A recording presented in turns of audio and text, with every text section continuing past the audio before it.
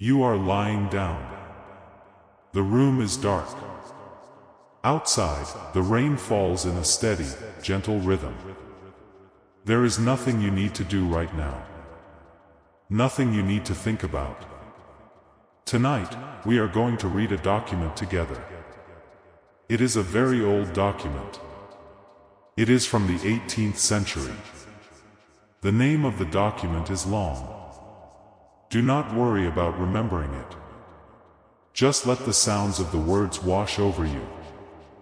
The full title is An Account of the Amounts of the Duties on Houses, Windows, and Light, collected in the several parishes of the County of Cornwall, for the year ending at Michaelmas, 1788. Yes, that is the title. It is a tax report. A very, very boring tax report. No battles. No kings dying. No scandals. Just numbers. Just lists. Just the slow, careful work of an unnamed clerk in a damp office 236 years ago. This clerk sat at a wooden desk. His quill pen scratched against paper. Outside his window, it was probably raining. Just like now. He wrote down how many houses had windows. He wrote down how many windows each house had. He wrote down who paid their duty and who did not. That is all. This is the most boring tax report of the 18th century. And that is perfect. Because boring is safe. Boring is soft. Boring is a blanket for your brain. So close your eyes. Or keep them open. It does not matter. Just breathe. Slowly. In and out. Let the rain be your anchor. Let my voice be a flat, gray line. No highs. No lows. Just the middle path of tedium. We will break this report into 4 soft parts. First, we will learn about the window tax itself. Why it existed. How it worked. Second, we will look at the parish of St. Ives. We will read every single entry. Slowly. Third, we will examine the parish of Falmouth. More numbers. More names. Fourth, we will consider the parish of Penzance. The final lists. The final totals. Then, we will say good night. Do not try to follow along. Just listen to the rhythm. The rhythm of rain. The rhythm of old numbers. The rhythm of nothing important happening. Let us begin. Section 1. The nature of the window tax. In the 18th century, the government of Great Britain needed money. They always needed money. Wars cost money. Roads cost money. Paying the king's servants cost money. So they invented taxes. Some taxes were on land. Some were on tea. Some were on servants, on horses, on hats, on paper, on soap. But one tax was very strange. It was a tax on light. On air. On the holes in your wall that let you see the sky. This was called the window tax. It started in 1696. It ended in 1851. For 155 years, if you had a window, you paid a fee. Every year. The idea was simple. The more windows your house had, the richer you were. Rich people lived in large houses with many windows. Poor people lived in small houses with few windows. So the tax was meant to be fair. A rich man with 40 windows paid more. A poor man with 4 windows paid less. A very poor man with no windows paid nothing. But the tax was not fair. Not really. Poor people began to block their windows with bricks. They sealed them shut. They painted over the glass. They chose darkness over debt. Doctors said the lack of light caused sickness, fevers, eye problems, rickets in children. But the tax remained. The government did not care about fresh air. They cared about the list. The list of every house, every window, every unpaid duty. And that list is what we have here. The report for Cornwall. The year 1788. Cornwall is in the far southwest of England. It is a land of fog, of granite cliffs, of small fishing villages. In 1788, it was poor. Not many grand houses. Not many windows. This makes the report even more boring. If we were looking at London, there would be thousands of windows. Many names. Many errors. Some excitement.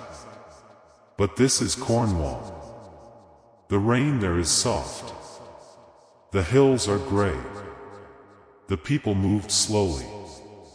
The clerk who wrote this report probably enjoyed the quiet. He sat in a room with one candle.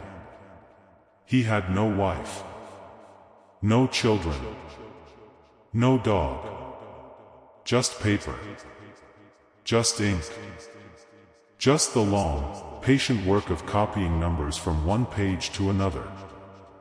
He used a goose feather quill. He dipped it in iron gall ink. The ink was dark brown at first, then turned black, then faded to a soft rust color over time. He wrote in a script called copperplate.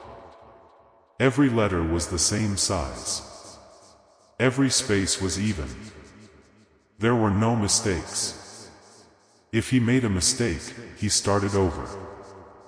This was a world before erasers, before whiteout, before computers. A world where boredom was a virtue. A world where patience was the highest skill. Let us now look at the first page of the report. The first page is a heading. It says, County of Cornwall, to wit. To wit is an old phrase. It means namely, or that is to say. Lawyers used it. Tax collectors used it. It adds no meaning. It just adds words. Soft, meaningless words. Then it says, an account of the duties on houses, windows, and light, pursuant to an Act of Parliament made in the 31st year of the reign of His Majesty King George III. King George III. He was the king who lost America. He was also the king who went mad. But in 1788, he was not mad yet. He was just a king. A king who needed window tax money. The Act of Parliament was long. Very long. Hundreds of pages of whereas and hereinafter and be it enacted. But the report ignores the law. The report only cares about the result. The numbers. The first column is the name of the parish. A parish is like a small neighborhood. A village with one church. In Cornwall, parishes are small. Sometimes only 50 houses. The second column is the number of houses in that parish. The third column is the number of windows. The fourth column is the total money collected. The fifth column is the money still owed. We will read these columns slowly for the next 20 minutes. You do not need to count. You do not need to remember. Just let the numbers fall like the rain. Let us begin with the first parish on the list. Parish of Alternun. Alternun. Population in 1788. 211 people. Number of houses. 43. Total windows in those 43 houses. 207. That is an average of 4.8 windows per house. Tax collected from Alternun. £12, 4 shillings, and 6 pence. Money owed. £1, 2 shillings, no pence. £1, 2 shillings was about a week's wages for a farm laborer. Someone in Alternun did not pay. Perhaps they were sick. Perhaps they were stubborn. Perhaps they had sealed their windows with mud and refused to admit they existed. The clerk did not care why. He just wrote the debt. Then he moved to the next parish. Parish of Alternun. Wait. Alternun and Alternun are different. Alternun has 1. Alternun has 2. They are 3 miles apart. This is the kind of detail that makes tax reports so beautifully boring. Alternun. Number of houses. 51. Windows. 243. Tax collected. £14, 6 shillings, and 9 pence. Money owed, 0. Everyone paid. Good citizens of Alternun. Parish of Antony. Number of houses. 38. Windows. 192. Collected. £11, 4 shillings. Owed. 3 shillings and 4 pence. Parish of Blisland. Houses. 29. Windows. 131. Collected. £7, 15 shillings. Owed. 9 pence. 9 pence. That is less than the price of a loaf of bread. Someone in Blisland risked a fine for 9 pence. They probably forgot. They probably died. We will never know. This is the beauty of the boring tax report. It asks questions but gives no answers. It presents facts but no story. It is pure data. Pure anti-narrative. Your brain does not have to work. It does not have to solve a mystery. It does not have to follow a plot. It can just float. Let us continue. Parish of Boconic. Houses. 44. Windows. 219. Collected. £13, 1 shilling. Owed. £1, 6 pence. Parish of Bodmin. Bodmin is a town. Larger than a village. Houses. 312. Windows. 1,408. Collected. £83, 11 shillings. Owed. £6, 4 shillings. 1,408 windows. Imagine walking through Bodmin on a rainy day. Every window you pass, every pane of glass, was counted. Someone walked from door to door. They looked up. They counted. They wrote a number in a book. That person is dead now. Their name is forgotten. But the number remains. 1,408. Parish of Boyden. Houses. 23. Windows. 91. Collected. £5, 8 shillings. Owed, none. Parish of Brieg. Houses. 107. Windows. 462. Collected. £27, 14 shillings. Owed. £1, 11 shillings. Parish of Bude. Bude is by the sea. Houses. 61. Windows. 293. Collected. £17, 6 shillings. Owed. 7 shillings. 7 shillings.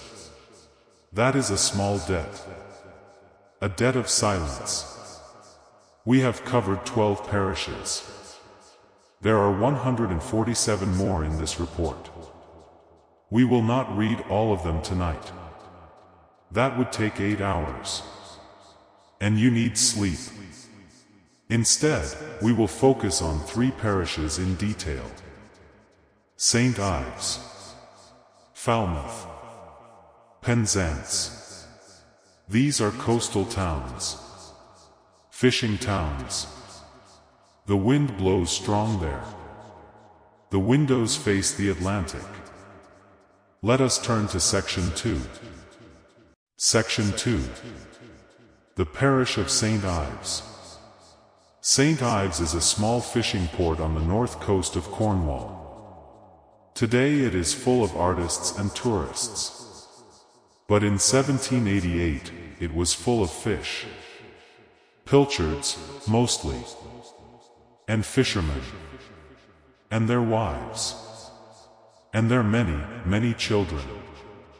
The streets of St. Ives in 1788 were narrow. The houses were built of grey stone. They leaned against each other like tired old men. The windows were small. Glass was expensive. Most windows had only 4 panes. Some had 6. Very few had 8. The window tax collector arrived in St. Ives on a Tuesday. Probably in October. The rain was falling. The wind was blowing. He wore a heavy coat. He carried a leather satchel. Inside the satchel was a printed form. The form had columns. Empty columns waiting for numbers. He started at the top of the hill. At the house of Mr. John Trevithick. John Trevithick. Not the famous engineer. A different John Trevithick. A baker. His house had 3 windows on the ground floor. 2 windows on the first floor. 1 small window in the attic. Total windows, 6. The tax on 6 windows was 4 shillings per year. John Trevithick paid. The clerk wrote a check mark. A small, careful check mark. Next house. Mrs. Elizabeth Painter.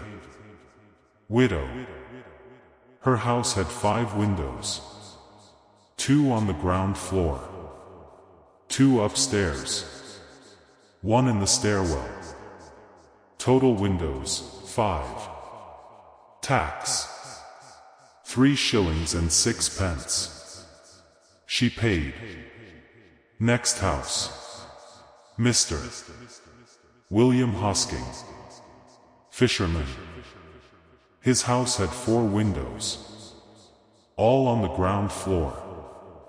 He had no upstairs. He had no attic. He lived in 1 room with his wife and 3 children. 4 windows. Tax. 2 shillings and 6 pence.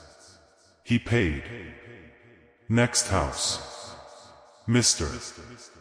Thomas Stevens. He owned the fish cellar. The fish cellar was not a house. It was a storage building. It had no windows. It had no tax. The clerk wrote nil in the column.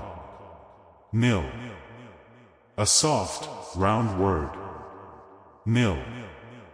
Next house. Mr. Peter Quick. A strange name. Quick. His house had 9 windows. That was a lot for St. Ives.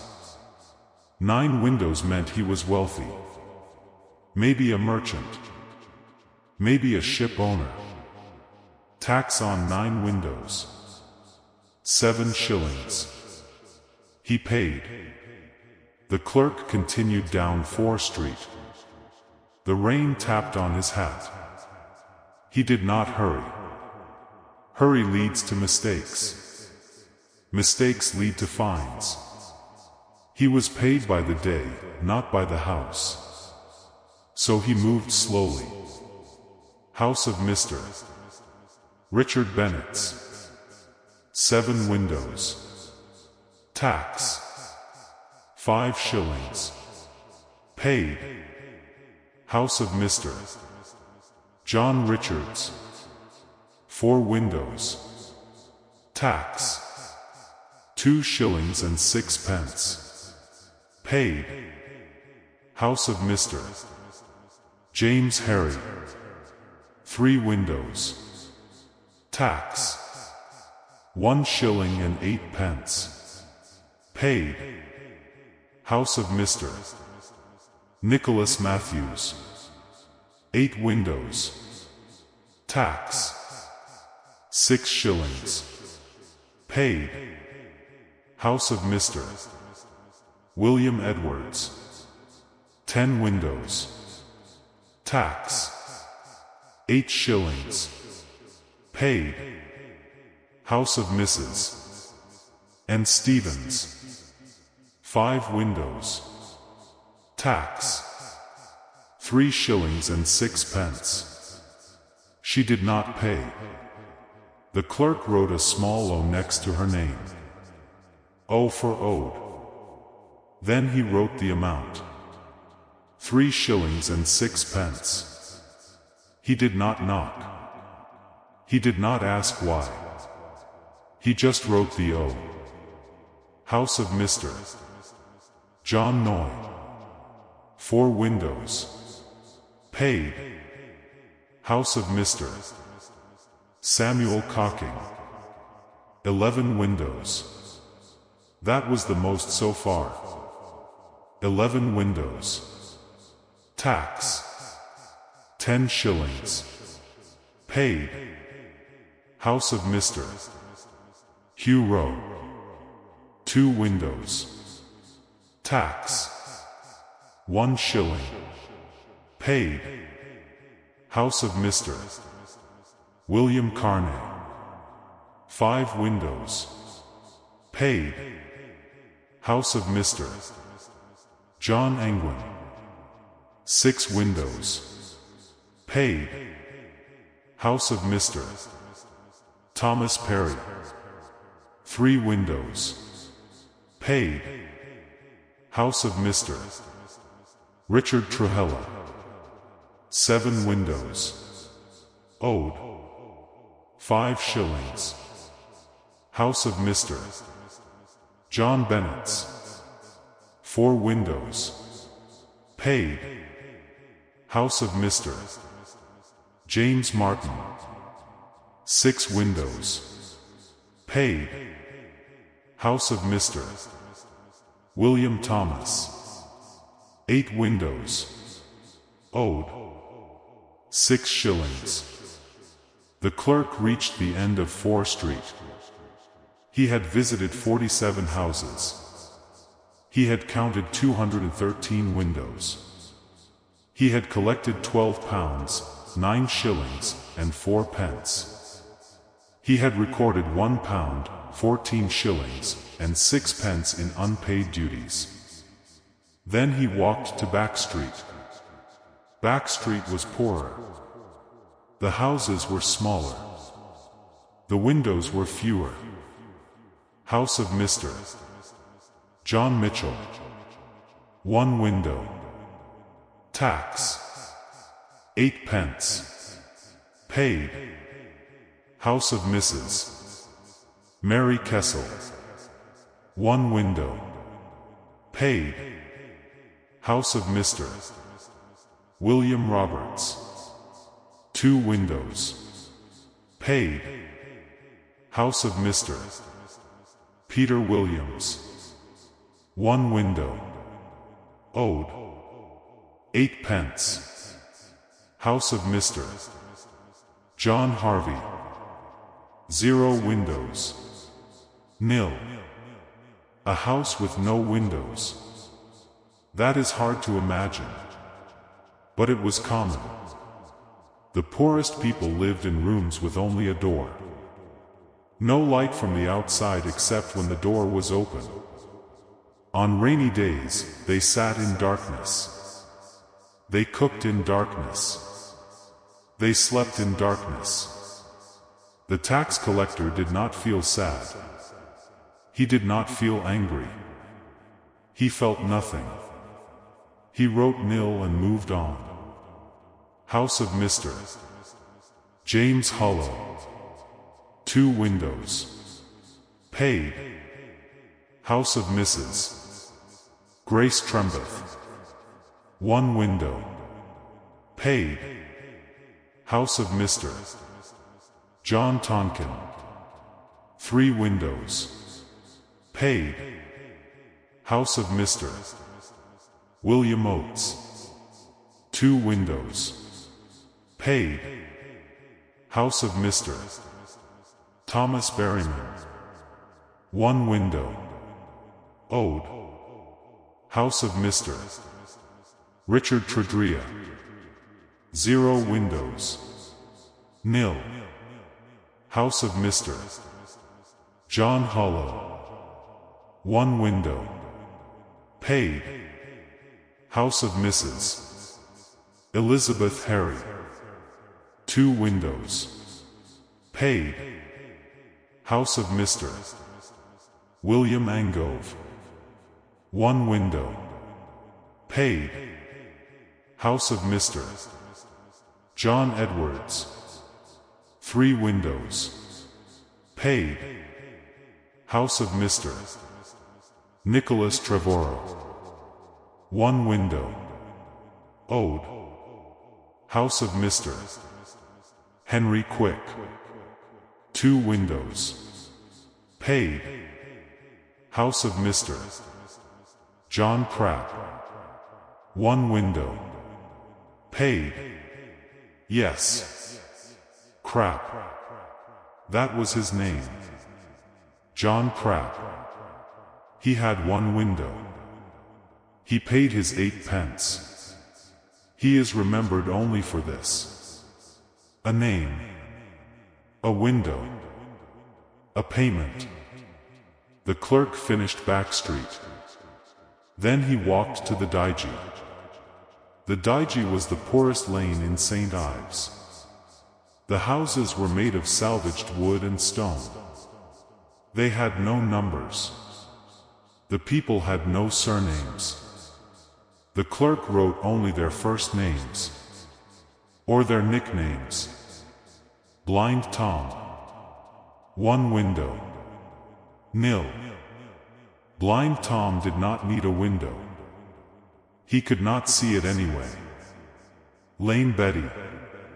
2 windows. Owed. Red John. 0 windows. Nil. Old Pole. 1 window. Paid. Little Dick. 0 windows. Nil. Fat Annie. 1 window. Owed. The clerk did not judge. He just wrote. His quill scratched. Scratch. Scratch. Scratch. Like the rain. Scratch. At the end of the Dyje, he stopped. He had visited 112 houses in St. Ives. He had counted 408 windows. The total tax due was £24, 6 shillings. He had collected £21, 2 shillings. He was owed £3, 4 shillings. He closed his satchel.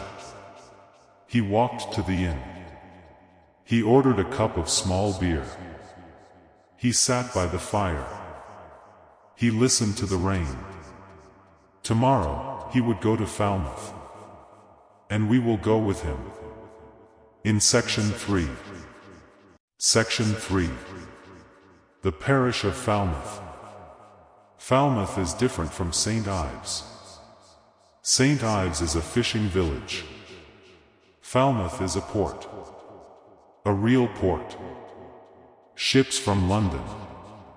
Ships from Portugal. Ships from the West Indies. They all stop at Falmouth. In 1788, Falmouth had a post office. It had a custom house. It had 3 inns. It had a theater. It had a bowling green. It had wealthy merchants who owned 10 or 12 ships. Wealthy merchants have large houses. Large houses have many windows. Many windows mean more tax. More tax means more paperwork. The tax collector arrived in Falmouth on a Monday. The rain was lighter here. The wind was blocked by the hills. He started at the custom house itself. The custom house was a government building. It had 32 windows. All of them faced the harbor. The tax on 32 windows was £2, 4 shillings. The government paid tax to itself. This made no sense. But the clerk did not question it. He wrote paid and moved on. Next house. The home of Mr.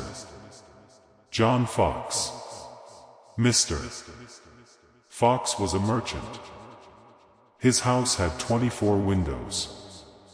It was the largest house in Falmouth. The tax was £1, 10 shillings. He paid. Next house. Mrs. Elizabeth Pendarves, widow of a ship captain. Her house had 18 windows. Tax. £1, 2 shillings. Paid. Next house. Mr. Thomas Pengelly, shipbuilder. His house had 15 windows. Tax. 17 shillings. Paid. Next house. Mr. Richard Pierce, merchant. 14 windows. Paid. Next house. Mr. William Carney, another merchant. 13 windows. Paid. Next house. Mr. John Tremaine, lawyer. 12 windows. Paid. Next house. Mr. Nicholas Grills, shopkeeper. 11 windows. Paid. Next house. Mr. Henry Trefusis, gentleman. He did not work. He owned land. His house had 21 windows. Tax. £1, 6 shillings. Paid. The clerk walked through the wealthy part of town.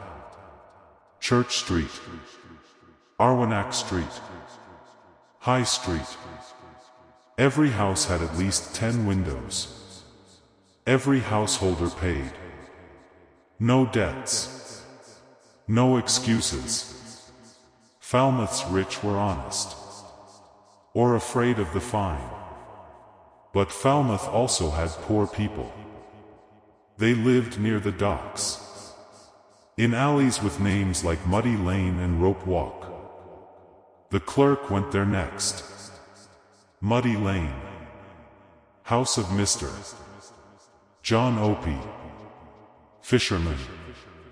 4 windows. Paid. House of Mrs. Jane Johns, washerwoman. 3 windows. Ode. House of Mr. William Bray, laborer. 2 windows. Paid. House of Mr. Thomas Hosking, rope maker. 5 windows. Paid. House of Mr. James Pryor, sailor. 1 window. Ode. House of Mr. Richard Thomas, carpenter. 3 windows. Paid. House of Mr. John Roberts, sailor. 2 windows. Paid. House of Mrs. Mary M. Davies, widow. 1 window. Paid. House of Mr.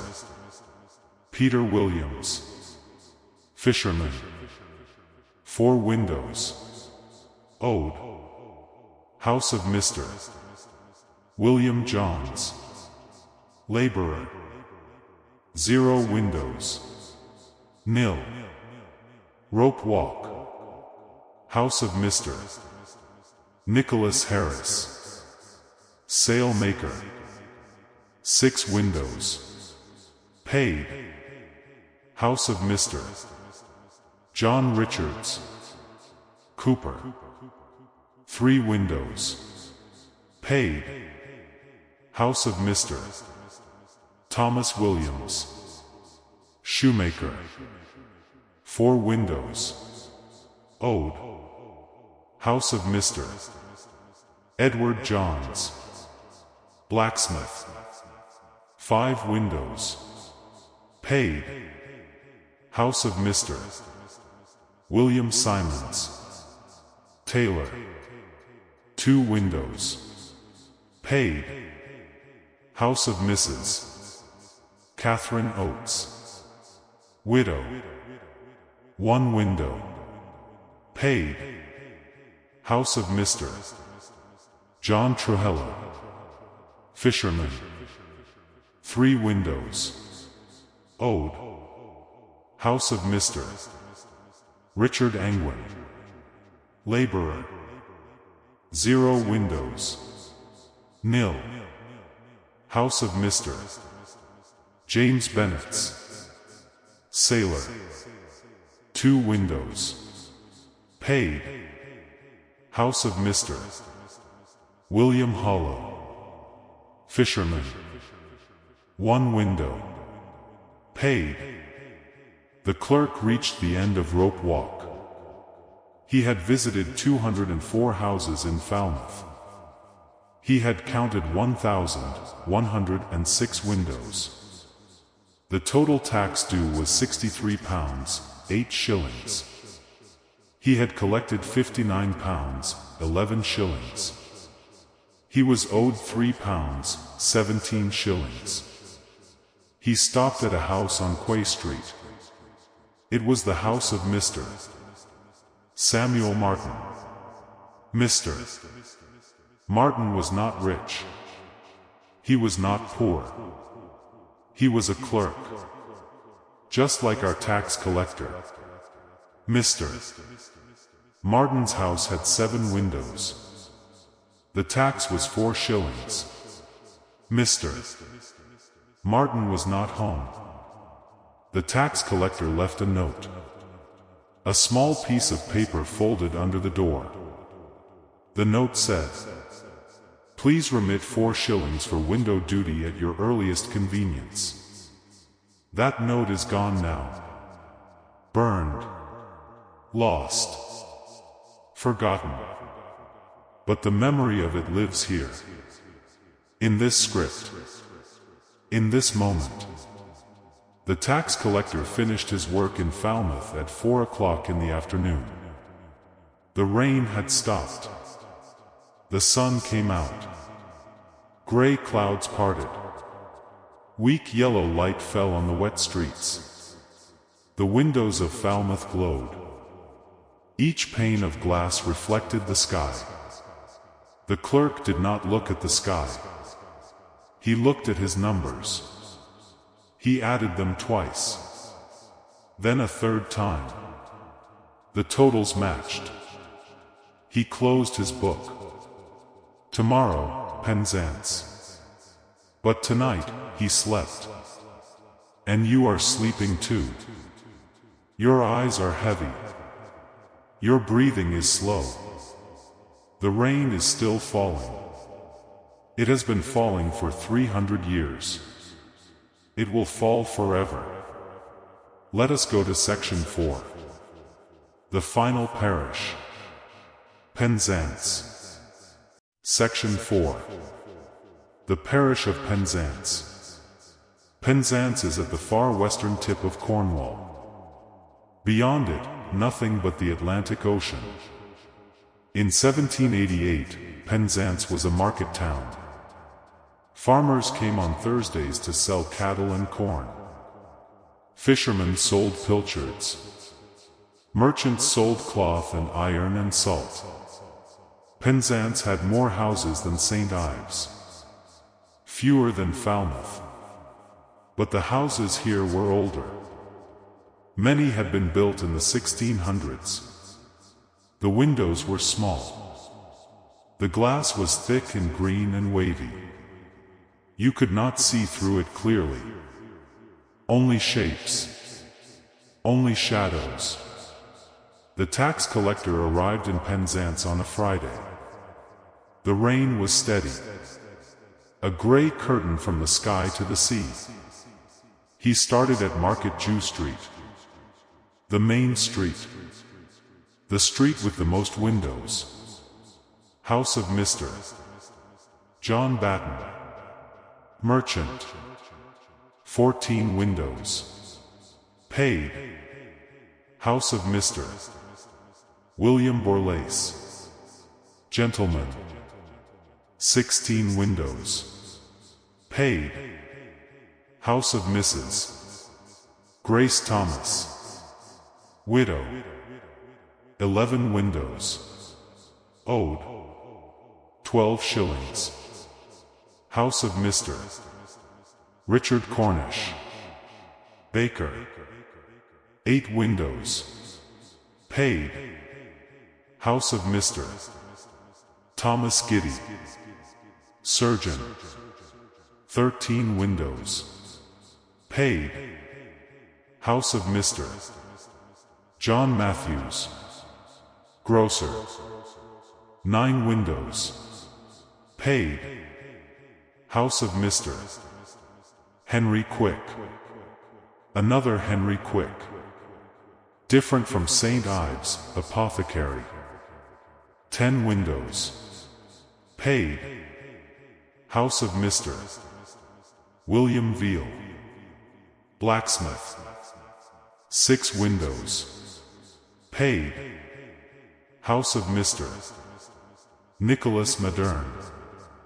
Shoemaker. 5 windows. Paid. House of Mr. James House. Butcher. 7 windows. Owed. 5 shillings. House of Mr. Peter James. Carpenter.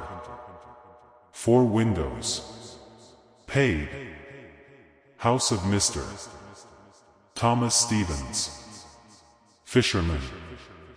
3 windows. Paid. House of Mrs. Elizabeth Bennet's. Widow. 2 windows. Paid. House of Mr. John Roberts. Laborer. 1 window. Paid. House of Mr. William Williams. A common name, Taylor. 6 windows. Ode. 3 shillings and 6 pence. House of Mr. Richard Trahella. Another Trahella. They were everywhere in Cornwall, farmer. 8 windows. Paid. The clerk walked the length of Market Jew Street. He turned left into Chapel Street, then into Causeway Head, then into Alverton Lane. He visited 237 houses in Penzance.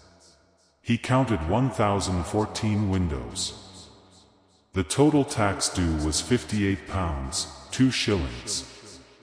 He collected £54, 10 shillings. He was owed £3, 12 shillings. He added the totals from all 3 parishes. St. Ives. 112 houses. 408 windows. Owed £3, 4 shillings. Falmouth. 204 houses. 1,106 windows. Owed £3, 17 shillings. Penzance. 237 houses. 1,014 windows. Owed £3, 12 shillings. Total houses. 553. Total windows. 2,528. Total owed. £10, 13 shillings. £10, 13 shillings was not a large sum. It would not change the government's budget. It would not build a ship. It would not feed a soldier. It was just a number. A small, unimportant number. The clerk wrote the number at the bottom of the page. He signed his name. His name is lost. We do not know it. He did not matter. Only the number mattered. And now the number does not matter either. That is the end of the report. No conclusion. No moral. No lesson. Just a list. Just a wet Tuesday in 1788. Just a man counting windows. You have listened to the most boring tax report of the 18th century. You have heard the names of dead people. You have heard the numbers of empty windows. You have followed the scratch of a quill through 3 rainy towns. None of it will help you tomorrow. None of it will change your life. That is the point. Your brain is tired now. Tired in a good way. Tired like a dog after a long walk. Tired like a clock winding down. The rain is slowing. The fire is fading. The room is dark. Close your eyes. Let your hands relax. Let your jaw go soft. Let your breath become long and slow. In and out. In and out. There is nothing more to count. No more houses. No more windows. No more debts. Just the rain. Just the dark. Just the soft, empty space between sleeping and waking. You are safe. You are warm. You are exactly where you need to be. Good night.